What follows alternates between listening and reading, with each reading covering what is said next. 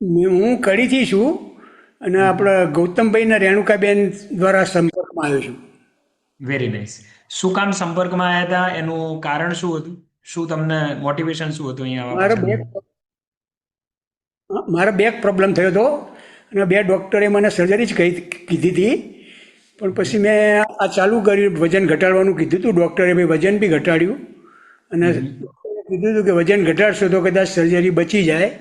એટલે પછી મેં વજન ઘટાડવાનો નિર્ણય કર્યો અને પછી વજન મેં ખાસું એવું ઘટાડી તો તમે દીધું. દીપકભાઈ મને એમ કહો, વજનની તો વાત કરીએ પછી આપણે. મુખ્ય પ્રશ્ન મારો એ છે કે આ બેકનો પ્રોબ્લેમ હતો શું? શું થયું હતું તમને? બેકમાં હું એકવાર પડી ગયો હતો ધાબા ઉપરથી 15 ફૂટ ઊંચેથી. ઓહ. એટલે મને આ લગભગ 2007માં થયેલું હતું. ઓકે. હં. પછી મને 2-3 વાર થયું હતું પણ મટી ગયું હતું, પણ આ વખત મટેવી પોઝિશન જ નથી એમ. અચ્છા.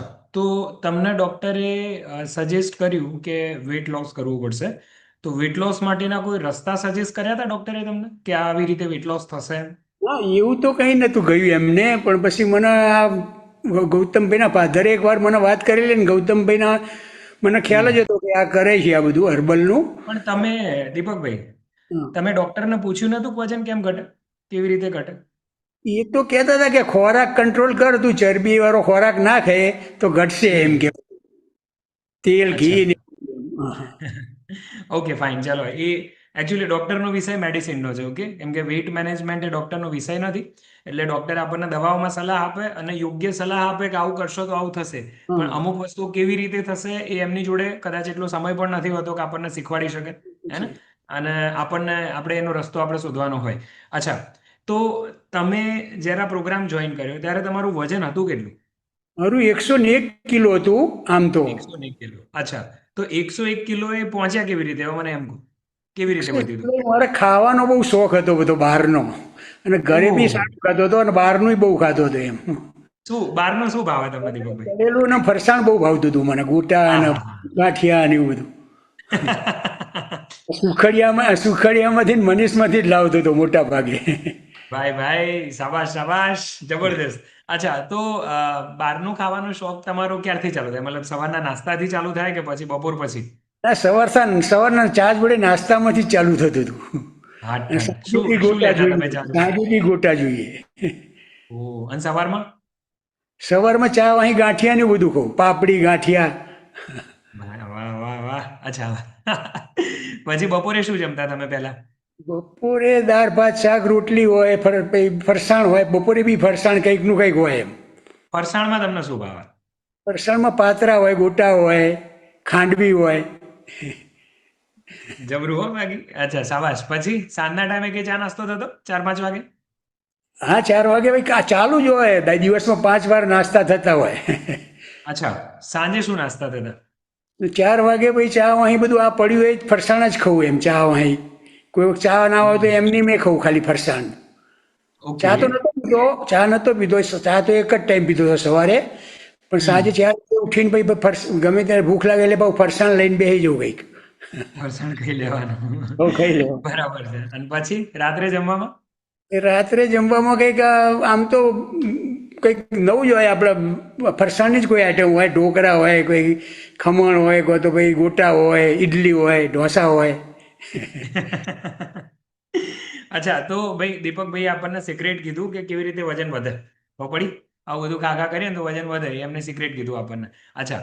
તો દીપકભાઈ આ ધીમે ધીમે ધીમે ધીમે વજન પ્લસ થતું જતું હતું. તો એના લગતી કમરના, ચલો આપણે બેકના પ્રોબ્લેમને જવા દઈએ. તો વજન વધે એટલે બીજી કઈ કઈ સમસ્યાઓનો સામનો કરવો પડે? તમારો અનુભવ શું કહે છે?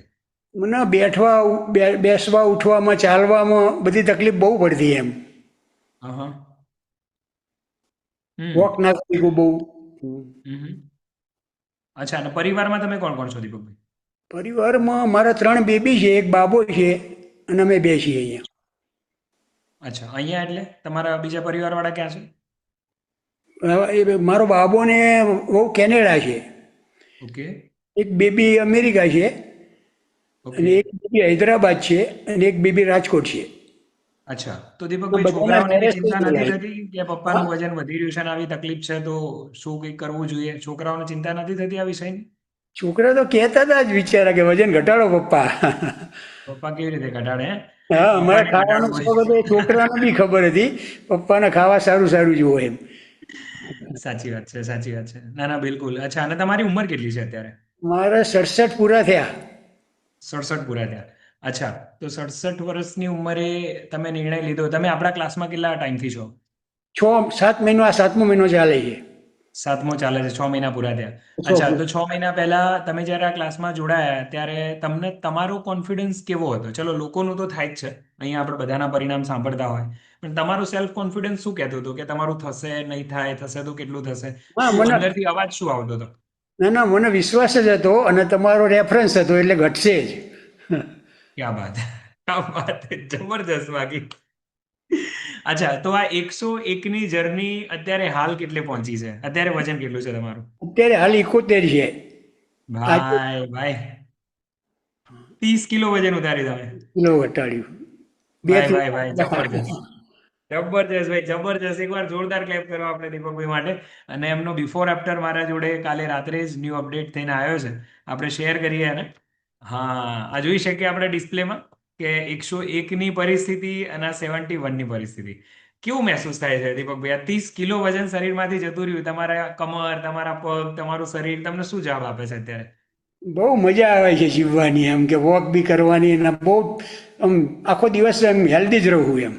એકદમ એક્ટિવ એક્ટિવ મહેસૂસ થાય? એક્ટિવ જ રહું એમ કે સવારે ઉઠું તો એમ કે કોઈ એમ મૂડલેસ નહીં રહેતું એમ. ભાઈ વાહ, ગજબ હો બાકી, જબરજસ્ત, ગજબ ગજબ. મતલબ 30 કિલો પાંચ- 67 વર્ષની સાડા ઉંમરે. ચાર સાડા ચારે તો આંખ આંખ ખુલી જાય મારી અને હમ. 9:30 આંખ સૂઈ જઉં છું રાત્રે 9:30 મીટિંગ પતે એટલે ઓહો, તરત જ. શાબાશ શાબાશ. મતલબ 60 વર્ષ પછી લોકો જ્યાં હિંમત હારી જતા હોય કે હવે શું કરવું છે ને, હવે લાકડામાં જ જવું છે ને, અમને એવા જવાબ મળો દીપકભાઈ, કોકને કહીએ ને એને કે સારા સાચી વાત તબિયત માટે, એટલે આવા જવાબો આપો કે હવે લાકડામાં જ જવું ને ભાઈ, આવું કરવું છે કે અમારે આવું કે. અને તમને 67 વર્ષે તમારું આ મોટિવેશન જોઈને ખરેખર યંગ લોકોને આમ પ્રભાવિત થાય એવું તમારું રિઝલ્ટ છે. માઇન્ડ બ્લોઈંગ રિઝલ્ટ છે. અચ્છા, તો અત્યારે હાલ ઓવરઓલ તમારી લાઈફ કેવી છે? બહુ એનું રેટિંગ મજા તમે આવે, શું આપશો? મસ્તી છે એમ, બહુ મજા આવે છે. મસ્ત. રિટાયર્ડ જ છું એમ, હા. વાહ. હવે રિટાયર છો ને, તો દીપકભાઈ મારી એવી વિશ છે કે તમને આ કમ્યુનિટી તરફથી જે કંઈ પણ મળ્યું છે ને, તો આપણે કમ્યુનિટીને બેક કરીએ. હા, આપણે એ વસ્તુને પાછી આપીએ અને એ આપણા જેવા બીજા ઘણા પરેશાન થતા લોકો છે કે જેને અહીંયાથી મળતા રિઝલ્ટ આપણે બીજા લોકો સુધી પણ પહોંચાડીએ અને એનું ઉદાહરણ આપણે પોતે બનીએ. ભાઈ મારું થયું છે તો તારું થશે, મને ટ્રસ્ટ છે. એ રીતે. Okay, so wish you all the best અને થેન્ક યુ, ધન્યવાદ છે તમારા કોચને કે તમને જોડે રહીને 30 કિલોનો માઇલસ્ટોન 67 વર્ષની ઉંમરે તમને અચીવ કરવામાં હેલ્પ કરી. Really proud of you and it's of to you. Thank you so much Deepakbhai.